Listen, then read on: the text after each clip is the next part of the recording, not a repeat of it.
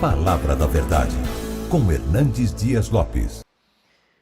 Irmãos amados, é uma bênção estar aqui mais uma vez para partilhar com vocês a palavra. E eu quero convidar a todos para abrirmos juntos a Escritura, no primeiro livro de Samuel, capítulo 30. 1 Samuel, capítulo 30.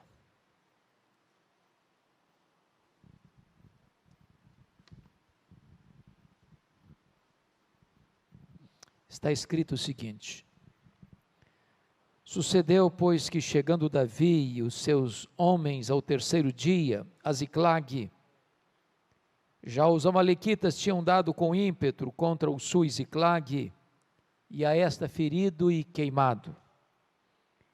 Tinham levado cativas as mulheres que lá se achavam, porém a ninguém mataram, nem pequenos, nem grandes. Então somente os levaram consigo e foram seu caminho. Davi e os seus homens vieram à cidade, e ei-la queimada. As suas mulheres, seus filhos e suas filhas eram levados cativos. E então Davi e o povo que se achava com ele, ergueram a voz e choraram, até não terem mais forças para chorar. Também as duas mulheres de Davi foram levadas cativas, Ainoã, jezreelita, e Abigail, a viúva de Nabal, carmelita. Davi muito se angustiou, pois o povo falava de apedrejá-lo, porque todos estavam em amargura, cada um por causa de seus filhos e de suas filhas. Porém Davi se reanimou no Senhor seu Deus. Disse Davi a Abiatar, o sacerdote, filho de Aimeleque: Traze-me aqui a estola sacerdotal. E Abiatar a trouxe a Davi. Então consultou Davi ao Senhor, dizendo: Perseguirei eu o bando? Alcançá-lo-ei? Respondeu-lhe o Senhor: Persegue-o, porque de fato o alcançarás, e tudo libertarás. Partiu, pois, Davi, ele e os 600 homens que com ele se achavam, e chegaram ao ribeiro de Besor, onde os retardatários ficaram. Davi, porém, e 400 homens continuaram a perseguição, pois que 200 ficaram atrás, por não poderem, de cansados que estavam, passar o ribeiro de Besor. Verso 18. Assim Davi salvou tudo quanto haviam tomado os amalequitas. Também salvou as suas duas mulheres. Não lhes faltou coisa alguma, nem pequena nem grande, nem os filhos, nem as filhas, nem o despojo. Nada do que lhes havia tomado, tudo Davi tornou a trazer. Também tomou Davi todas as ovelhas e o gado, e o levaram diante de Davi e diziam: Este é o despojo de Davi. Amém. Mantenha a sua Bíblia aberta nesta passagem comigo.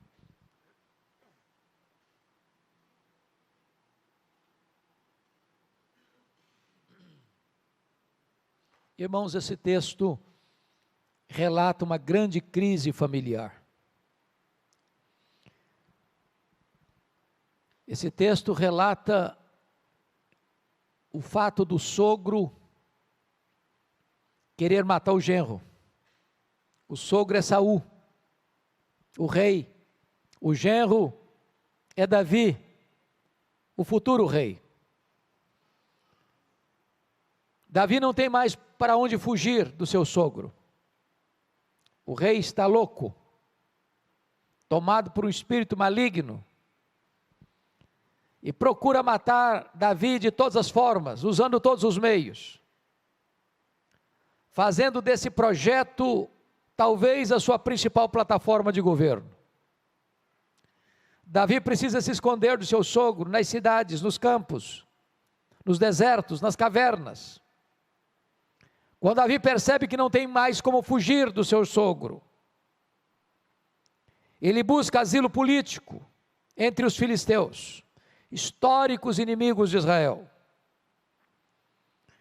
E diz a Bíblia que o rei filisteu, o rei Aquis, abriga Davi, acolhe Davi, simpatiza-se com Davi, e Davi pede para ele uma cidade para que pudesse abrigar ele, sua família e os 600 homens com suas respectivas famílias que o acompanhavam. Aquis designou-lhe a cidade de Ziclag. Mas houve um momento em que o rei filisteu forma o seu exército, avança em linha de batalha para guerrear contra Israel. E a essas alturas Davi era o escudeiro do rei filisteu. Quando marchavam para esta batalha, os príncipes filisteus disseram para o rei Aquis: Davi é um guerreiro, Davi é um israelita, se ele se voltar contra nós nesta peleja, ele vai impor a nós uma acachapante derrota, ele não pode ir conosco, despede-o. A contragosto o rei fez isso, e quando Davi e os seus 600 homens retornam para Ziclag, onde estavam suas famílias respectivas, ficam perplexos e chocados com o que vem. A cidade tinha sido invadida pelos terroristas do deserto, os amalequitas. A cidade tinha sido saqueada. A cidade tinha sido queimada. A cidade tinha sido ferida. E os amalequitas levaram cativos as mulheres, os filhos e as filhas. Quando Davi vê essa cena, ele e os seus homens choraram até não terem mais forças para chorar. Seus homens estão revoltados com ele, com amargura de alma, por causa de seus filhos e de suas filhas, e querem matar Davi. Porém Davi se reanima no Senhor seu Deus,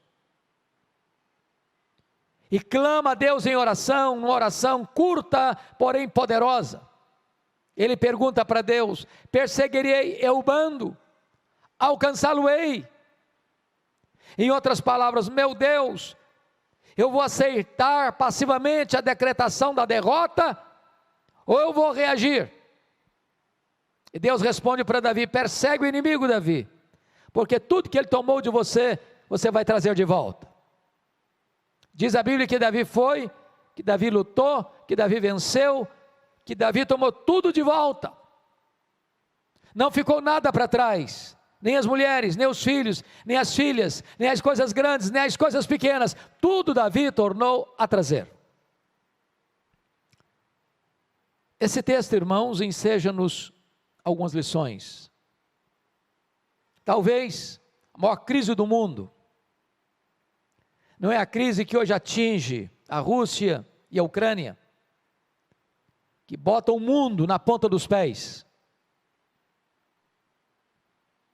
E as nações, como disse esta semana um analista político, não têm amigos, nações têm interesses. Esta guerra só não é estancada porque o arsenal que a antiga União Soviética, hoje Rússia, tem, juntamente com os Estados Unidos, já dito por Mikhail Gorbachev em 1985 no livro Perestroika, dá para destruir o planeta completamente, transformando em poeira cósmica 16 vezes. Mas a maior crise não é a política, não é a econômica. A maior crise da humanidade é a crise da família. E esse texto mostra para nós como o inimigo ataca a família. E eu gostaria que você, com a Bíblia aberta, pudesse observar comigo como é esse ataque furioso, implacável do inimigo contra a família. Em primeiro lugar, este ataque é um ataque implacável. Veja comigo o versículo 1. Já os amalequitas tinham dado com ímpeto contra o sul Ziclag. Esta palavra ímpeto quer dizer que o ataque foi furioso, foi avassalador, foi arrasador, foi irresistível. É assim que o inimigo ataca a família, para destruí-la, para desconstruí-la, para miná-la. Quantas famílias sendo alvos desse ataque, irmãos. Eu nunca me esqueço, um dia eu estava pregando aqui em Vitória, numa casa, e enquanto eu pregava, pastor Jailton, uma mulher chorava convulsivamente. Quando eu terminei a mensagem, eu fui procurar aquela mulher e disse: o que está acontecendo? Ela me respondeu assim: pastor, o diabo destruiu a minha vida. E eu disse: mas o que a senhora quer dizer com isso? Ela respondeu: eu tinha uma família, meu marido, meus 2 filhos, um bom apartamento, um bom salário, mas nós não tínhamos paz, havia uma nuvem escura, havia um ambiente pesado na nossa casa. E ela disse: um dia eu acordei assustada, com o grito, apavorado dos meus filhos, e quando eu me levantei, o meu marido não estava do meu lado. Eu corri na direção do quarto, a porta estava trancada. Eu bati a porta não se abriu. Eu arrombei a porta e me deparei com um quadro horrível. O meu marido estava apunhalando os nossos filhos. E quando eu entrei no quarto, ele enterrou o punhal sobre o próprio peito e caiu ensanguentado sobre os corpos sem vida dos meus filhos. Ela me disse: eu levei toda a minha família para o cemitério. O diabo destruiu a minha vida. Notinha de rodapé. O ano passado, há 2 anos, ao melhor juízo, 2 anos, nós estávamos aqui no centro da cidade, distribuindo o folheto cada dia, o livreto cada dia. E uma mulher olha para mim, me reconhece e disse: eu posso lhe dar um abraço? Falei: pode, mas eu não sei quem é a senhora. Ela me disse: eu sou aquela mulher que há tantos anos estava naquele culto que o senhor pregou. Eu levei toda a minha família para o cemitério. Pastor, eu quero dizer para o senhor que Jesus me salvou, que Jesus transformou minha vida, que eu vivo com esperança hoje em Cristo Jesus. Eu fiquei tão feliz de receber o abraço daquela mulher. Há muitas pessoas, irmãos, vítimas desse ataque furioso do inimigo. Mas veja em segundo lugar, no versículo 1, quando está escrito que nesse ataque feriram e queimaram a cidade. Você queima estruturas, mas você fere pessoas. Há muitas pessoas feridas hoje, irmãos, feridas na alma, feridas na honra, feridas nas emoções, feridas psicológica e fisicamente, pessoas que sofreram abusos, pessoas que foram humilhadas, pessoas que vivem até hoje esse drama. Eu estava certa feita na cidade de Patrocínio, pregando num congresso de médicos e enfermeiros e enfermeiras cristãs, e me lembro que havia uma enfermeira muito sorridente, muito alegre, muito extrovertida, fazendo a recepção. Quando eu preguei a minha primeira palestra, aquela enfermeira se aproximou de mim e fez uma pergunta muito curiosa. Ela me disse assim: o senhor está vendo esse sorriso bonito que eu tenho? Eu disse: é claro, é impossível não ver. Ela me respondeu: mas esse sorriso é uma mentira, pastor. Por trás desse sorriso eu carrego uma alma enferma, doente, ferida. Há muitas pessoas que estão sorrindo, mas lá no silêncio do travesseiro choram. Lá no recesso da alma estão doentes, cativas, feridas, machucadas emocionalmente. Um dia um irmão me procurou e disse: pastor Hernandes, o senhor não conhece a minha mãe? A minha mãe tem quase 80 anos, e a minha mãe é uma mulher triste. Desde que eu a conheço, eu sou o filho mais velho, ela é uma mulher triste. Já levamos para todo tipo de médico que o senhor possa imaginar. Já tomou todo tipo de remédio que o senhor possa pensar. Nada, ninguém curou até hoje a tristeza crônica da minha mãe. O senhor podia orar por ela. Eu disse, eu vou orar por ela. Quando eu cheguei naquela casa, aquela senhora estava sentada com semblante abatido, com um olhar distante. Eu fui conversando com ela. Daqui a pouco, pela graça de Deus, ela disse para sua família, eu quero ficar sozinha com o pastor. Quando eu fiquei sozinho com ela, ela me olhou nos olhos e me disse assim, pastor Hernandes, eu sofro há 60 anos. Disse, o que houve? Ela me disse, eu traí meu noivo. Ele nunca ficou sabendo. Fui casada há muitos anos, já sou viúva há tantos anos.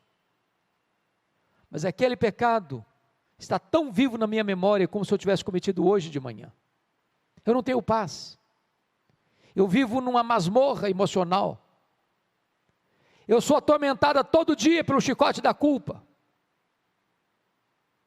E eu confesso para vocês que eu chorei com aquela mulher.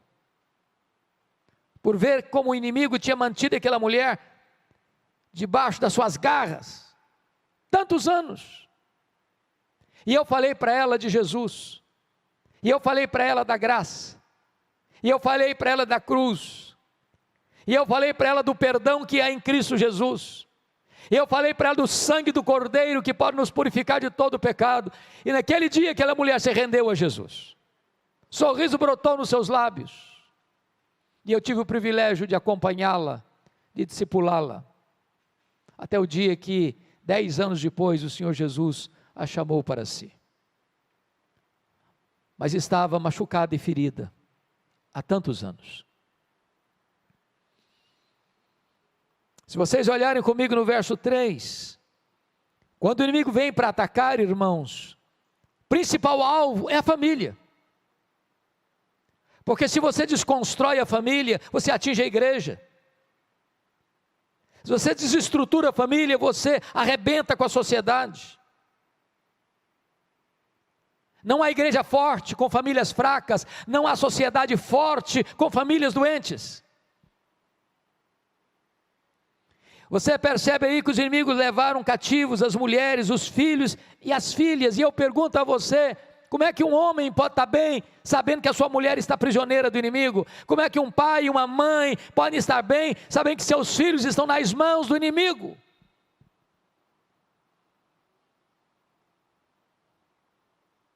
E há muitos laços, e há muitas armadilhas, e há muitas armas que o inimigo usa, o arsenal é pesado para atingir a nossa casa, atingir a nossa família. Eu nunca me esqueço, um dia um irmão me disse assim, pastor, eu vim aqui dizer para o senhor, que eu estou deixando a igreja, estou deixando a minha mulher, estou deixando as minhas filhas, conheci outra mulher, estou apaixonado por ela, e vou viver essa aventura. Nada que eu disse para ele fez efeito. Eu falei, eu insisti, eu exortei, eu roguei, nada. Como se estivesse falando para uma pedra, impenetrável. Algumas vezes eu fui visitar aquele homem, e encontrava despachos aos demônios dentro da sua casa. E eu exortava e não valia nada. Aquele homem chegou a ponto de ir para cemitérios à meia-noite, fazer despacho aos demônios. E eu exortava, valia nada.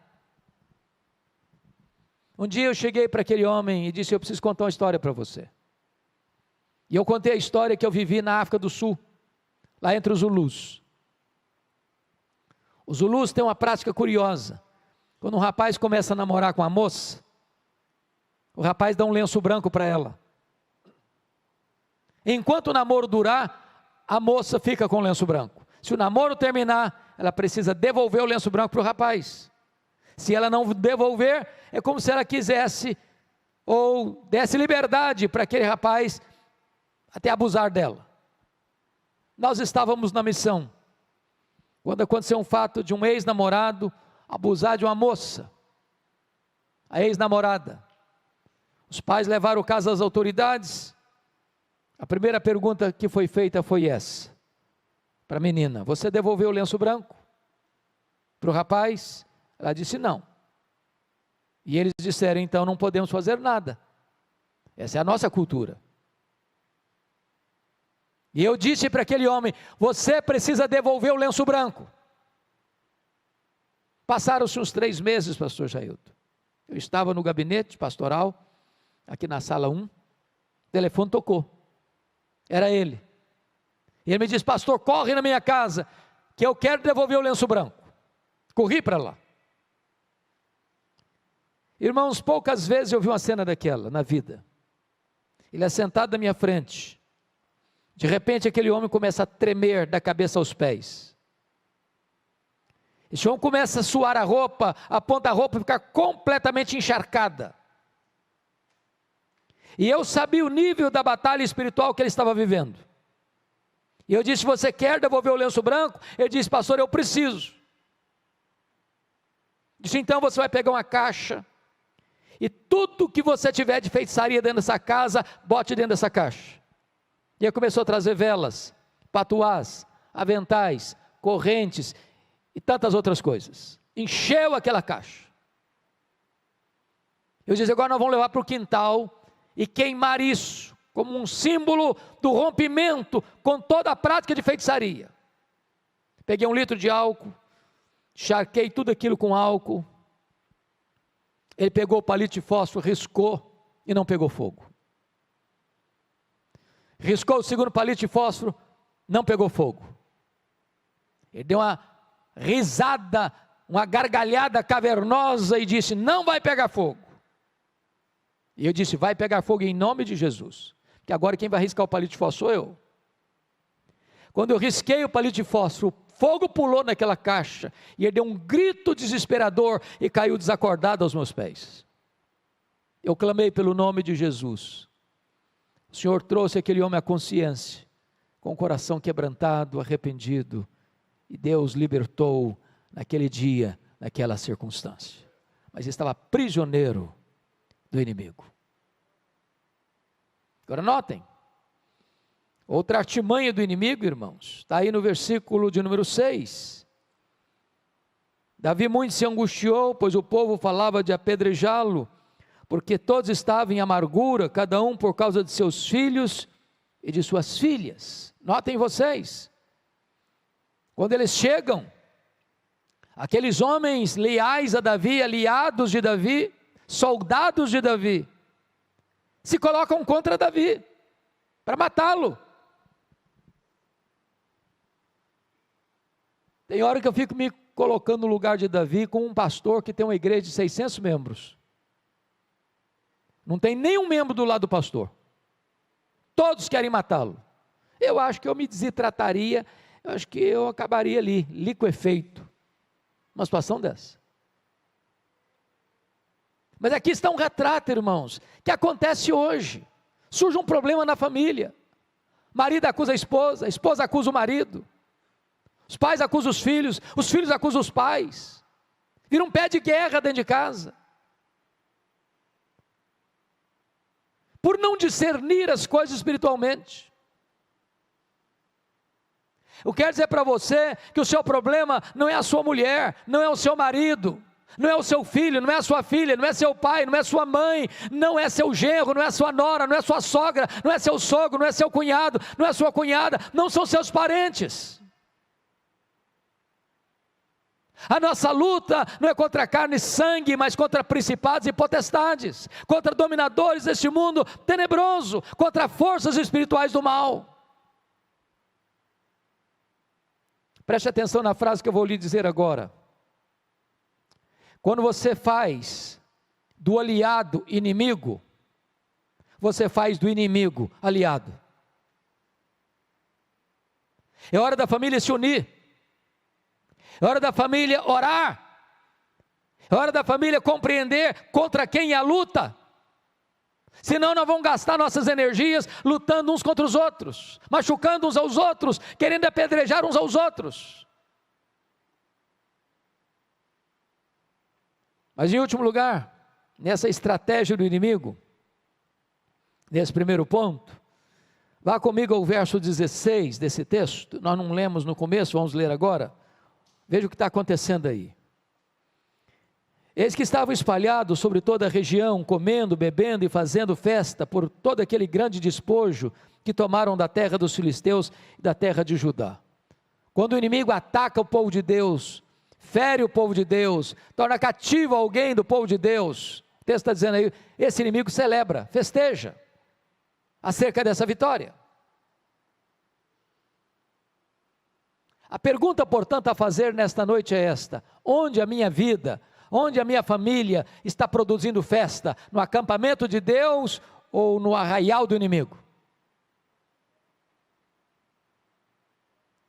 Me permita ilustrar isso. Acho que todos vocês conhecem a história de Sansão. Sansão era um milagre de Deus. Sua mãe era estéril. Seu nascimento foi anunciado por Deus. Sansão nasceu para ser um libertador. Sansão foi consagrado a Deus desde o ventre. Ele era um nazireu.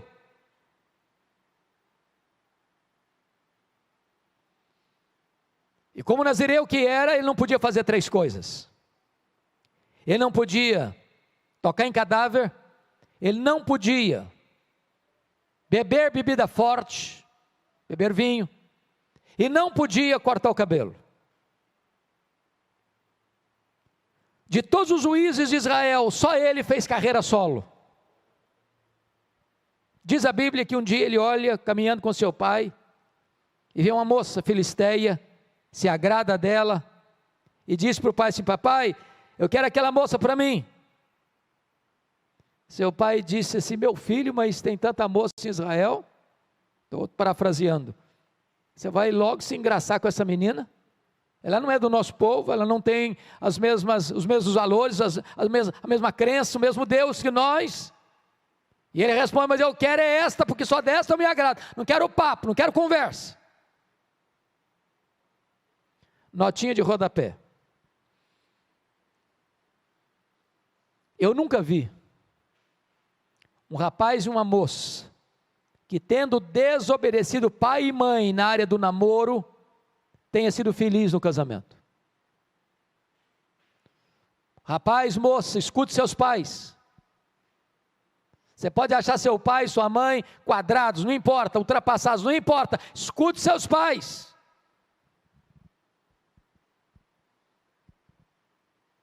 Pai e mãe, tenha coragem de interferir no namoro de seus filhos. Eles podem até não gostar, eles podem até chorar, mas choro não mata filho não, mas casamento ruim mata. Se o pai e a mãe estão percebendo que o menino chega em casa chorando, a menina chega em casa chorando, atendeu o telefonema, termina o telefonema chorando, está na hora de parar com esse namoro. Que namoro ruim é um ensaio para um casamento trágico. Diz a Bíblia que o Sansão está indo para a casa da moça, e de repente um leão novo sai em cima dele, ele pega o leão e rasga como se rasga um cabrito. Eu quando leio esse texto começo a dar risada, porque eu não consigo rasgar um coelho, quanto mais um cabrito e um leão. E aí jogou o corpo do leão para lá, no dia do casamento. Imagino ele com um terno, com gravatinha borboleta, indo para a festa do casamento com o pai, lembrou do negócio, do leão, passou por lá, foi dar uma olhadinha, tinha um enxame de abelhas no caveira do leão, pegou um favo de mel, começou a chupar, ainda deu para o seu pai, quebrou o primeiro voto ali, ele não podia tocar em cadáver, foi buscar prazer no que estava podre, doçura no que estava morto. Aí o texto prossegue que ele chega lá e dá uma festa de casamento de arromba, porque não queria ser diferente dos moços da sua época, ele era nazireu, na festa dele não podia ter bebida forte, mas ele não teve coragem, ele não teve peito para ser diferente. Notinha de rodapé de novo, irmãos. As nossas festas de casamento no meio evangélico, Brasil afora, via de regra, estão se transformando numa vergonha. Uma vergonha. Você sai da igreja, culto lindo, música linda, pregação da palavra de Deus, e vai para um cerimonial chique, bonito, e lá o pau rola. O pau rola. A música que rola lá não tem nada a ver com Deus, mas não. Bebida alcoólica tem todas. O povo de Deus cai na pista de dança e volta para casa com as pernas bambas, bêbado.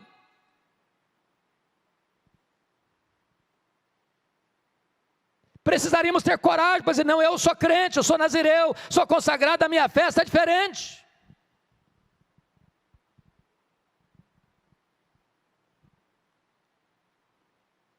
Mas Sansão não teve coragem não. E diz a Bíblia que aquele casamento devia ir para o livro dos Guinness, porque nem lua de mel teve. E a pessoa sai da festa para matar 30 filisteus, eu não acho graça nenhuma nisso.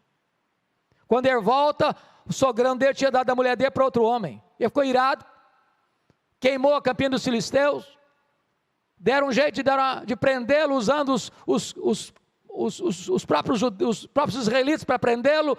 Ele mata 1000 filisteus com a queixada de jumento, desce a Gaza, e diz a Bíblia que lá ele se deita com a prostituta, um homem de Deus, cheio do Espírito Santo, porque um abismo leva a outro abismo, e ele sai de Gaza com o portão da cidade nas costas, e com os pecados da cidade no coração, e vai deitar no colo de Dalila, já que tinha quebrado os 2 primeiros votos, e agora ele começa a brincar de novo, até que Dalila, na 4ª vez, consegue cortar o cabelo dele, por meio dos filisteus, e ele que já tinha se livrado da primeira, da segunda, da terceira vez, diz, ainda desta vez eu me livrarei, livrou coisa nenhuma, ficou preso. O pecado é assim, você se livra da primeira, da segunda, da terceira, na 4ª você fica. Sansão, luz, ficou nas trevas, ficou cego. Sansão, libertador, ficou preso. Sansão, homem que deveria trazer glória para o nome de Deus, foi levado para o templo de Dagon, e lá eles zombam de Deus, escarnecem dele, porque um servo de Deus brincou com o pecado, foi motivo de festa no arraial do inimigo, e não no acampamento de Deus. É claro que se eu terminasse aqui, você ficaria desesperado, e eu também. O que você faz quando você constata que o inimigo está atingindo a sua casa, a sua família? Primeiro lugar, versículo 4, olha comigo. Então Davi e o povo que se achava com ele ergueram a voz e choraram, até não terem mais forças para chorar. Irmãos amados, essa é a necessidade da igreja hoje, da minha vida, da sua vida, da nossa casa. Hoje o povo de Deus está chorando com os melodramas de Netflix. Mas às vezes não choramos pelo estado espiritual da nossa vida, da nossa casa, da nossa família.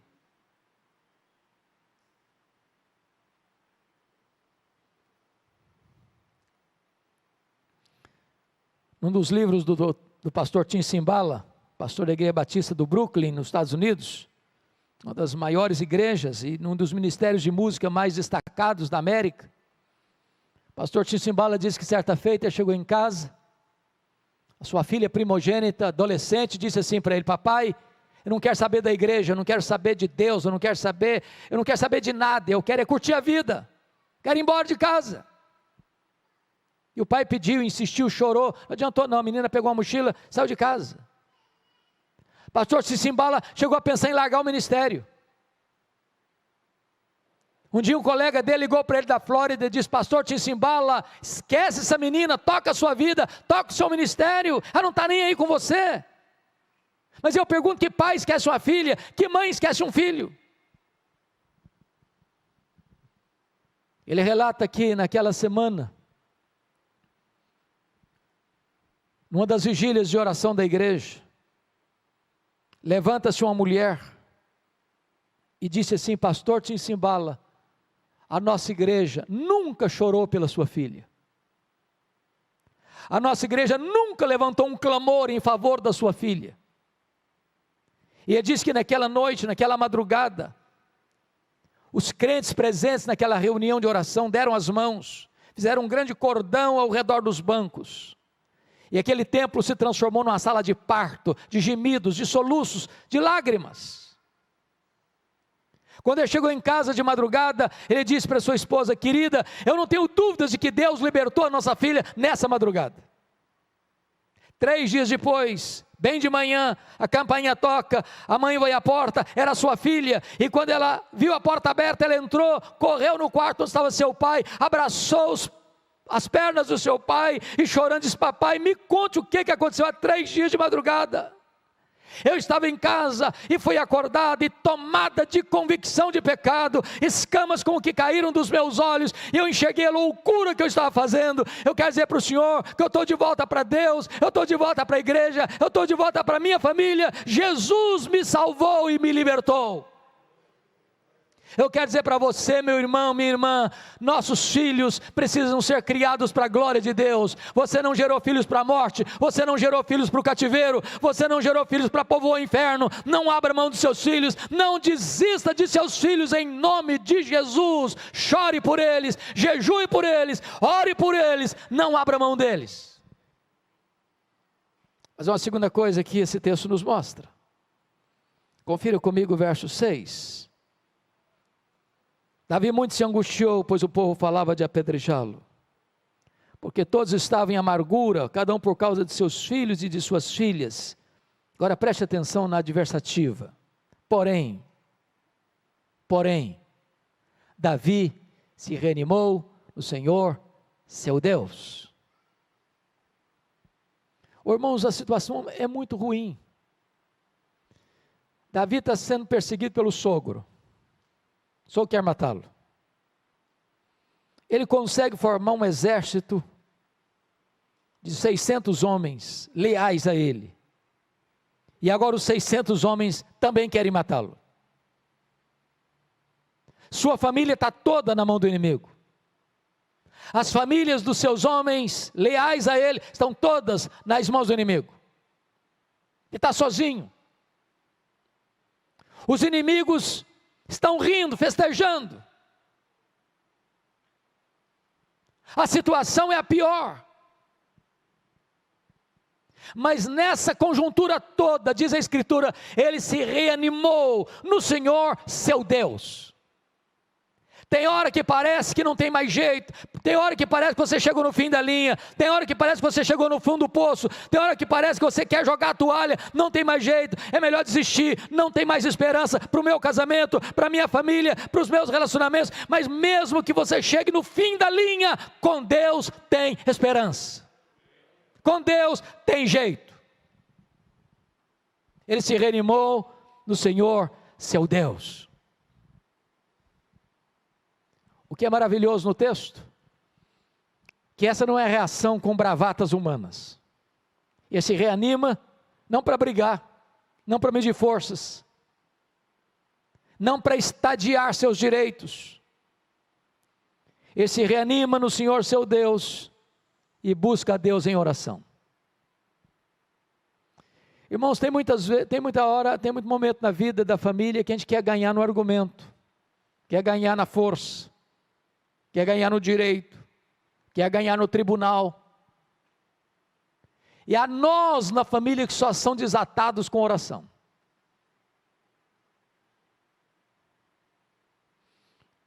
E pastor Jailton, me parece que essa é uma das orações mais curtas da Bíblia. Porque a oração de Davi consiste apenas numa pergunta. Se fosse hoje, nós diríamos assim: perseguirei o bando, em nome de Jesus, amém. Não é pelo muito falar. Tem hora que você nem consegue articular as palavras como Ana, você só balbucia, mas a sua alma está sendo despejada. Deus escuta o silêncio, Deus escuta os gemidos, Deus vê as lágrimas. E o que é maravilhoso é que quando você ora, Deus responde. E Deus responde para Davi: persegue Davi, porque tudo que o inimigo tomou de você, você vai trazer de volta. O que Deus está dizendo para Davi é o seguinte: não aceite passivamente a decretação da derrota na sua família. Talvez até agora você está levando de goleada, mas Deus é poderoso para virar esse placar. Aquilo que talvez hoje está sendo o seu motivo de choro e dor, amanhã vai ser motivo da sua maior alegria. Agora preste atenção. O que Deus promete é vitória e não ausência de luta. O que Deus promete é chegada certa e não caminhada fácil. Porque dos 600 homens, 200 ficaram para trás de cansados que estavam. Mas se você tem a promessa, você não para, você não desiste, você luta e você não abre mão da vitória. Davi foi, Davi lutou, Davi venceu. Davi tomou de volta as mulheres, os filhos, as filhas, as coisas grandes, as coisas pequenas, nada ficou para trás, tudo Davi tornou a trazer. A pergunta que eu faço a você nesta noite é: o que é que você já teve que foi tirado de você? O que é que a sua família já teve que foi tirado da sua família? Talvez a harmonia, talvez o diálogo ao redor da mesa, talvez a vida devocional.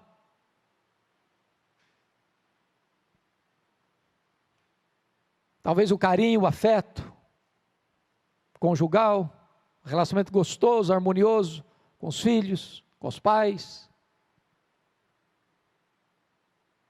Toma de volta em nome de Jesus. Toma de volta em nome de Jesus. Eu quero concluir levando vocês ao livro de Êxodo. Para mim é o livro mais importante da Bíblia na área de batalha espiritual.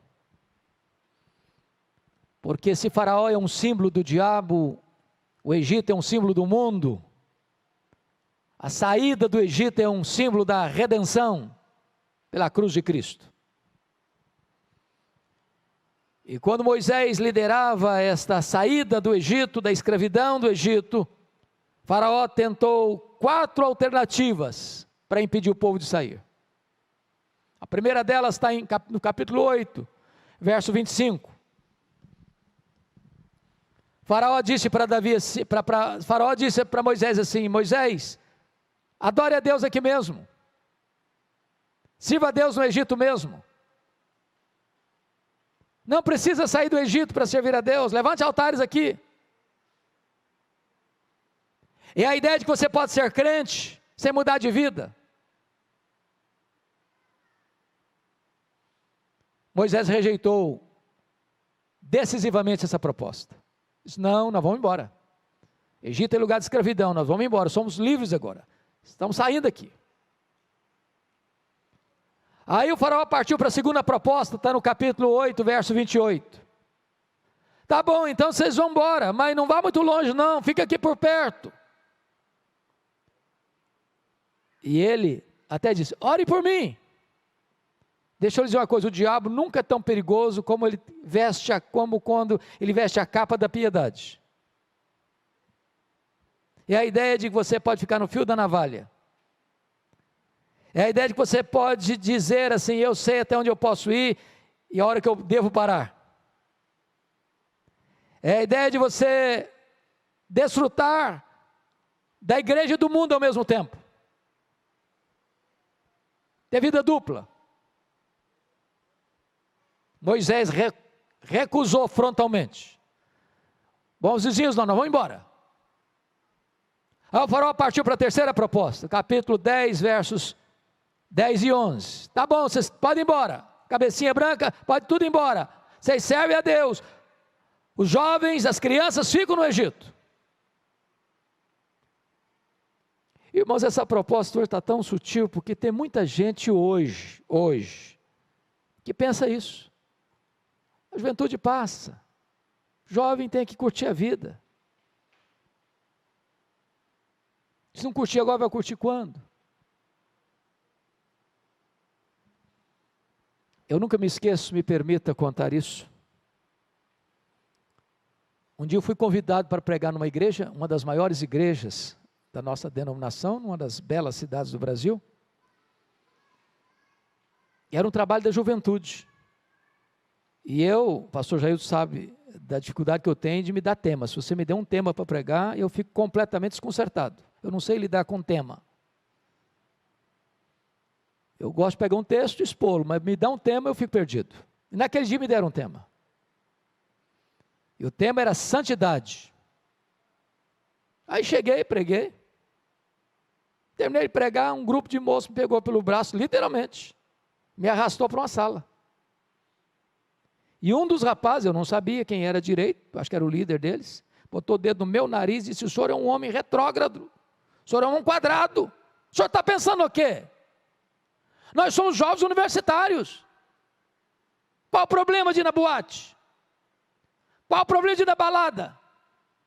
Qual o problema de tomar o nosso shoppingzinho no sábado à tarde? Domingo nós estamos na igreja, nós somos conscientes, somos maduros. Eu quase apanhei. E eu fiquei desconcertado. Mas naquele momento eu disse para eles assim: olha, vocês me convidaram, eu não vim aqui porque eu quis. Vocês até me deram um assunto para tratar. Agora, antes de ir embora, eu preciso dizer para vocês, então, duas coisas. Primeiro, 1 Coríntios 10, 31. Portanto, quer comais, quer bebais, quer façais qualquer outra coisa, fazei tudo para a glória de Deus. Vocês querem ir para a boate? Pode ir. Quer ir para a balada? Pode ir. Quer encher a cara? Pode encher. Mas tem que ser para a glória de Deus. Se conseguirem fazer para a glória de Deus, vai em frente. Duvido que consigam. Segunda coisa, Colossenses 3,17, e tudo que fizerdes, seja em palavra, seja ação, fazer em nome do Senhor Jesus, dando por isso graça a Deus Pai. Então eu falei, quando vocês forem para a balada, você tem que dizer isso: estou aqui em nome de Jesus, oh meu Deus, para a glória do teu nome, estou enchendo a cara aqui. Se conseguirem, vão em frente, e até logo. Saiu mais rápido. Me deu uma amnésia, pastor. 10 anos depois, recebo um convite, esqueço. Era na mesma igreja. Quando eu chego, uma mulher me aborda, me fazendo a pior pergunta que você pode fazer para um pastor. Nunca faça essa pergunta para um pastor. Perguntou assim: o senhor se lembra de mim? Essa pergunta é horrível, porque normalmente a gente não lembra mesmo. Eu olhei, tornei a olhar, falou: ô minha irmã, a senhora me desculpa, mas não lembro não. Ela me disse assim: eu sou a mulher daquele rapaz que botou o dedo no seu nariz. Falei: pronto, não apanhei da primeira, vou apanhar da segunda. Não apanhei do filho, vou apanhar da mãe. Eu disse: minha irmã, o que aconteceu com seu filho? Ela me disse: pastor Hernandes, naquele dia que o senhor confrontou meu filho, Deus mudou a história dele. Meu filho é um homem de Deus. Meu filho é um homem cheio do Espírito Santo. Meu filho compreendeu que a vida com Jesus vale a pena. Então deixa eu dizer uma coisa para você: lugar de jovem curtir a vida é na igreja, é na casa de Deus, porque é na presença de Deus que tem plenitude de alegria. Mas eu fará partir para a quarta proposta. Está lá no capítulo 10, versos 24 e 25. Tá bom, vocês podem ir embora. Vai todo mundo embora. Mas os rebanhos ficam. Vocês servem a Deus, o dinheiro de vocês serve ao Egito. Deixa eu lhe dizer algo muito solene. Se o seu bolso não está convertido, muito provavelmente seu coração também não está. A Bíblia diz que onde estiver o teu tesouro, aí estará o teu coração. A resposta de Moisés para Faraó é incrível. Ele respondeu assim: Faraó, você quer os nossos rebanhos? Pois fique sabendo que nenhuma unha vai ficar no Egito. Nenhuma unha. Até hoje eu não sei muito bem para que serve uma unha. Deve servir para alguma coisa. O que Moisés está dizendo é o seguinte: tudo que Deus nos deu vai estar a serviço de Deus. Não deixamos nada na mão do inimigo. E hoje eu quero encorajar você, meu irmão, minha irmã, a tomar de volta o que Deus lhe deu. Não deixe nada nas mãos do inimigo. Eu quero orar com vocês. Quero orar pela sua vida, quero orar pela sua família. Quero orar pelos seus filhos, pelos meus filhos, pelos nossos filhos. Vivemos dias difíceis, de muitas lutas. E se você hoje anseia ardentemente ver Deus fazendo coisas extraordinárias na sua vida, na sua casa, na vida de seus filhos, eu gostaria que, se você particularmente, especificamente, tem uma causa para colocar diante de Deus, nesse sentido, que você ficasse em pé agora, onde você está, eu quero orar por você em nome de Jesus.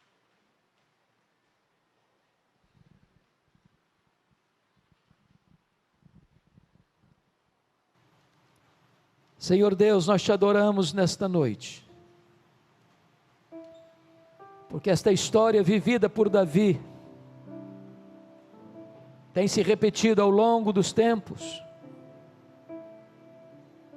e nós temos visto, meu Deus, quantas vezes o inimigo tem cirandado com famílias, trazendo dor, choro, sofrimento, angústia. Oh meu Deus, em nome de Jesus, que Tu nos livres das ciladas do diabo, das armadilhas, dos laços do passarinheiro, que Tu disperses a nossa geração, Senhor, que Tu disperses os casais da igreja, as famílias da igreja, para que vigiemos, para que não haja brecha para os dardos inflamados do maligno trazerem feridas na nossa vida. Por amor do Teu nome, salva a família. Por amor do Teu nome, liberta o cativo. Por amor do Teu nome, traz de volta os filhos desviados. Por amor do Teu nome, restaura os que caíram, Senhor. Abre os olhos dos que não estão enxergando, em nome de Jesus. Rompe as cadeias, quebra os laços, glorifica o Teu nome. Que nesta noite, Senhor, o Teu Espírito Todo-Poderoso, que convence de pecado, vá ao encontro dos nossos filhos, das nossas filhas, dos nossos netos, dos nossos bisnetos, dos nossos entes queridos. Alcance-os, meu Deus, por amor do Teu nome, traz-os de volta. Apressa esse dia, Senhor. Oh meu Deus, nós não geramos filhos para a morte, Senhor. Nossos filhos são Teus, são herança Tua. E nós te pedimos, Deus, que nos dês a alegria de vê-los aos Teus pés, cheios do Espírito Santo. Guarda as famílias, Senhor, protege as famílias. E que nesta noite Tu nos dês um sinal do Teu favor, um sinal do Teu favor, para que possamos ir e lutar e vencer e trazer de volta tudo aquilo que Tu nos deste, no poderoso nome de Jesus. Aleluia, amém.